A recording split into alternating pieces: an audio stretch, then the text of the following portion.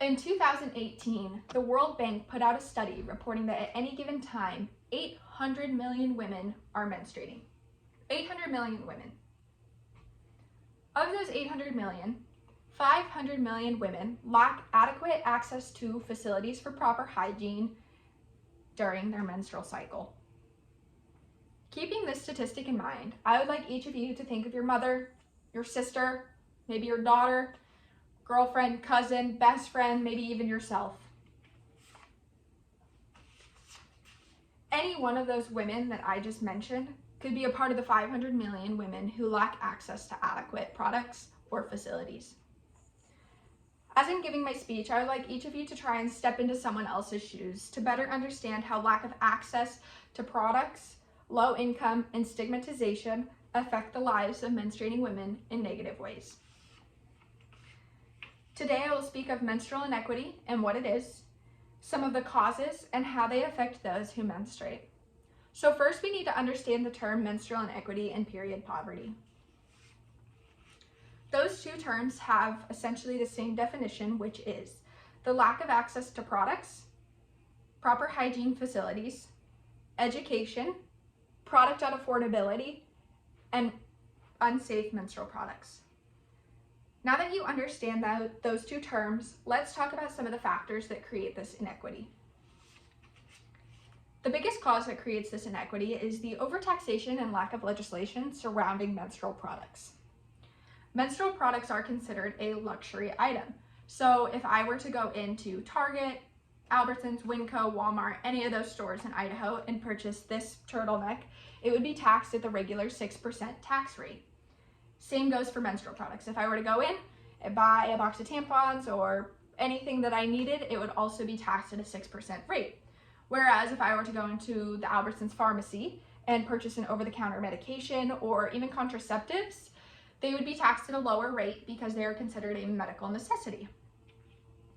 According to an article published by the Rowan School of Osteopathic Medicine, 35 states do not allow those on Medicaid to use their EBTs or food stamps to purchase menstrual products. 19 states have removed this tampon tax, and they have gotten great feedback in the states where they have removed it, and they have not lost as much tax revenue as they thought they would. A couple years back, they removed the tampon tax in California, and they were only going to do it for that tax revenue year because they had extra money in their accounts, and they got such great feedback that they ended up carrying it over, and that is now a permanently implemented thing where menstrual products and diapers are no longer taxed. This still leaves 31 states that are heavily taxing their menstrual products. The second cause is women living in poverty and low income. According to a JAMA Health Forum study, 20% of teenage girls in the United States live in poverty. According to an article that was published by BMC Women's Health, 14.2% of women in the United States reported that in some way they experienced period poverty in the last year.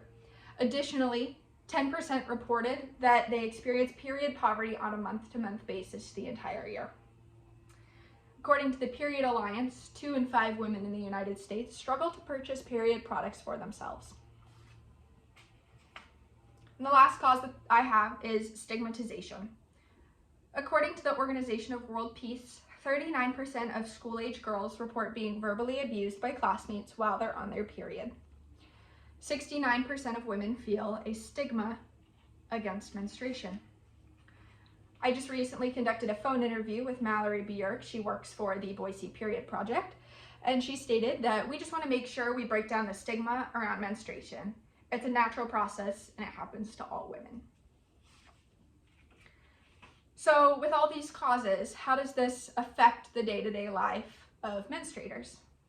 The first one is absenteeism. According to a report published by the Period Alliance, 1/3 of women living in low income report missing work, school, or other similarly related events due to the lack of access to period supplies. The second effect that these causes have is the use of alternative products. This is another quote that I pulled from Mallory and I's phone interview, and she stated, "We did a study a while back. and asked about the use of alternative products.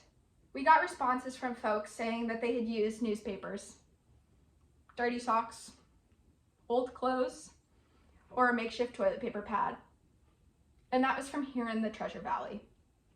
And I think that really resonated with me because I didn't think this was as big of an issue as it is in the Treasure Valley. So to hear that was very interesting to me. And I had a conversation with her after she posed this quote, and we were talking about normal menstrual products. So everyday things that people would use, like a tampon or a pad. These have been tested and they still have warnings on the boxes stating that if this is in for too long or you use it for an extended period of time, you are at risk for developing toxic shock syndrome. But when you come down to it and you're using alternative products like this, dirty socks, cutting them up, putting them inside yourself when they haven't been tested, your chance of developing toxic shock syndrome, pelvic inflammatory disease, or bacterial vaginosis increases significantly. And this creates a whole slew of additional problems. If you can't purchase menstrual products for yourself, how are you going to afford medical bills to treat these infections or diseases that you're acquiring?